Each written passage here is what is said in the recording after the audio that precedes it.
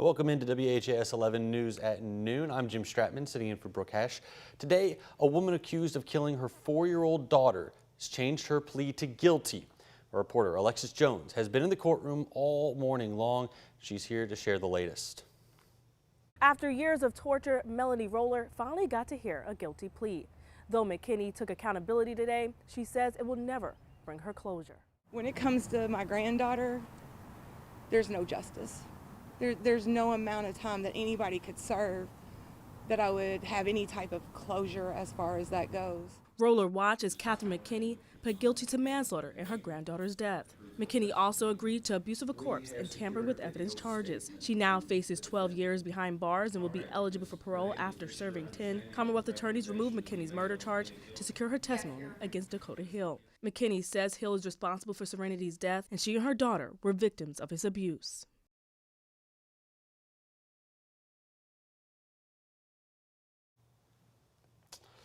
Was Alexis Jones bringing you that story. McKinney is set to appear in court on April 26th for sentencing, and then again Dakota Hill's trial is set to begin in June. It's one of the calls that I'll never forget. To sit there and listen to someone who's hiding and hear what's going on in the background is unreal. It's crazy. She was the calming voice on the other end of a 911 call from a woman inside the Old National Bank on Monday, hiding in a closet with a colleague after a gunman opened fire on his co-workers during a board meeting. Today, Dana Frost with Metro Safe is opening up about that call, walking us through the terrifying moments before police arrived. Brooke Hesh shares those stories inside the dispatch center this evening beginning at 4 o'clock. Well, there is an open visitation for Josh Barrick today at 3 p.m. It's going to be held at Ratterman Funeral Home off of Bardstown Road. Funeral service will follow tomorrow. Family and friends will gather to remember Deanna Eckert. Her visitation was this morning at Northside Christian Church in southern Indiana. Her funeral is set to be today at 3 p.m. And loved ones will also pay respects to Tommy Elliott this afternoon. His funeral service at 3 at Broadway Baptist Church. We have details on the arrangements for all of the victims on WHAS11.com. We're learning more about one of those victims, Josh Barrick, as his friends work to support his family through this time. WHAS 11's Isaiah Kim Martinez spoke with a friend of the family and talked about how Barrick is being remembered. I mean, I want to say it's over 2,000 people that have donated to it so far. Some of them are friends. The majority of them, though, are complete strangers, united by a common empathy and desire to help. The messages that people have written are incredible. People that don't know them but know the story. A story as gut-wrenching as they come. Josh Barrick, a beloved husband to Jessica and father of 2 kids, 9-year-old Carolina and 7-year-old James. Did you call Jessica yourself? What was Monday like for you? It's such a blur.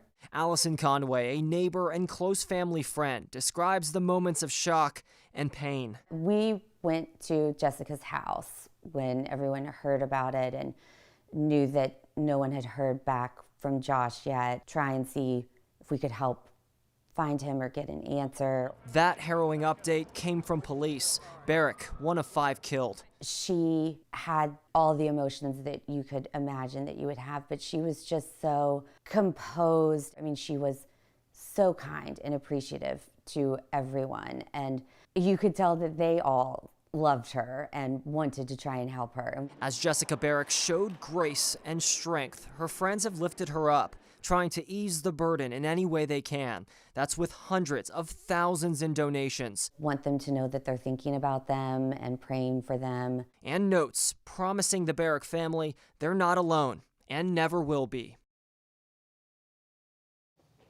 Conway says funds are going directly to funeral expenses and to immediate needs, but whatever is left over will go towards a future trust fund for the children.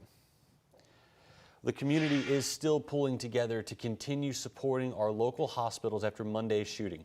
U of L Hospital used 170 units of blood on Monday to help the victims from Old National Bank to replenish its blood supply. The Kentucky Blood Center is partnering with Racing Louisville and Lou City FC to host a blood drive at Lynn Family Stadium. That'll be held tomorrow from noon until 4. Then walk-ins are going to be welcome. Now, any donors who come to the event will receive a free ticket to tomorrow night's game between Lou City and San Antonio FC. And there are so many unanswered questions after Monday's shooting, one of them being about the AR-15 that was used in that shooting.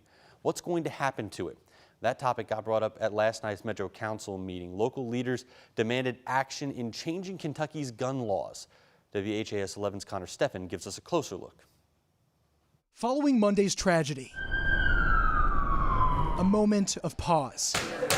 At Thursday's Metro Council meeting, Please join me in a moment of silence.